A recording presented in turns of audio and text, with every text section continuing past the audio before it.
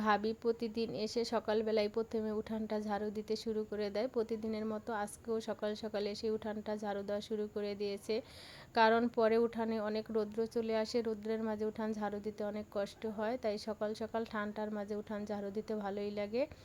আর উঠানে তো অনেক পাতা পড়ে আছে, আর প্রতিদিনই কম বেশি পাতা পড়ে থাকে, এই জন্য প্রতিদিনই উঠানটা ঝাড়ু দিতে হয়। আর আমার বাড়ির উঠানের চারপাশে অনেক গাছ রয়েছে, আম গাছ, কাঁঠাল গাছ এবং অন্য অন্য গাছও রয়েছে। আম গাছ আর কাঁঠাল গাছের পাতা সারা 12 মাসকালে অল্প অল্প করে পড়তে থাকে, এজন্য সারা 12 মাসকালে প্রতিদিনই আমার উঠানটা সকাল সকাল ঝাড়ু দিতে হয়।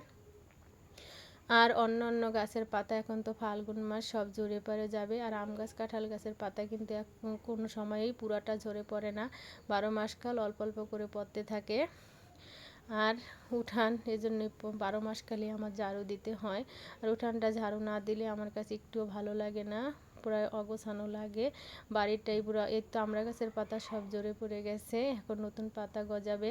আর আম গাছ আর কাঁঠাল গাছের পাতা এই তো দেখেন আস্তে আস্তে অল্প অল্প করে লাল হয়ে পাকবে আর অল্প অল্প করে পড়বে, 12 মাসকাল অল্প অল্প করে পড়তে থাকে। আর যত কাজই করি না কেন উঠানটা ঝাড়ু না দিলে ভালো লাগে না, মনে হয় যে বাড়িঘর সব নোংরা হয়ে আছে।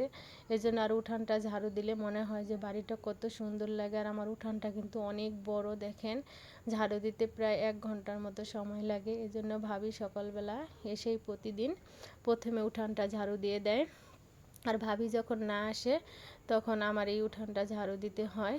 উঠান ঝাড়ু দেওয়ার পরে ভাবি অন্য অন্য কাজ করবে, কাপড় কাচা, ঘর ঝাড়ু দেওয়া, ঘর মোছা। আর এ ফাঁকে আমি রান্না বাড়ার জন্য সব কিছু রেডি করে নিয়েছি। আজকে একটু তাড়াতাড়ি করে রান্না করব, সেহরির জন্য ভাবছি, এজন্য আগে থেকে সব কিছু রেডি করে নিয়েছি।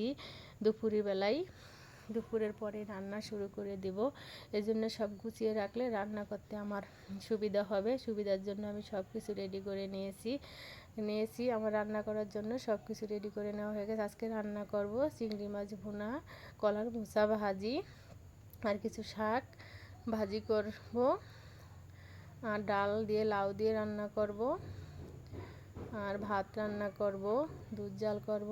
আমার কিন্তু সেহরির জন্য বিকেলবেলা দুপুরের পরে রান্না করা হয়ে গেছে। এই তো আমি কী কী রান্না করেছি দেখেন, আমার লাউ দিয়ে ডাল রান্না হয়ে গেছে, চিংড়ি মাছ বোনা হয়ে গেছে পেঁয়াজ দিয়ে, আর শাক ভাজি করেছি, কলার মোচা ডিম দিয়ে ভাজি করেছি, ভাতও রান্না করে নিয়েছি, আর দুধ জাল করে নিয়েছি। সবাই ভালো থাকবেন, আজকের মতো পর্যন্তই, আল্লাহ হাফেজ।